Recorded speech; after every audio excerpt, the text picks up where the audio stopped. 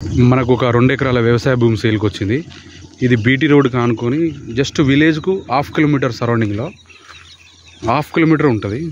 ఇది మనకు ఇల్లు ఒక బావి కూడా ఉంది. మనకు ఒక తాడి చెట్ల దగ్గరికి వెళ్ళి ఇట్లా వస్తుంది. మనకు స్క్వేర్ వస్తుంది బిట్టు 2 ఎకరాలు. ఇది రైతు దగ్గరికి వెళ్ళి డైరెక్ట్ సేల్ ఉంది. ఇదంతా మనకు రోడ్డు పేసే వస్తుంది. ఇది 2 ఎకరాలు ప్యూర్ ఎకరమైనా ఇస్తారు ఇందులో. ఇది ఎకరం. ఈ చెట్టు దగ్గరికి వెళ్ళి ఇట్లా వస్తుంది. ఇది స్క్వేర్ వస్తుంది బిట్టు, డబ్బా షేప్ ఉంటుంది. ఇది రోడ్ బేస్ కూడా మంచిగా ఉంది మనకు.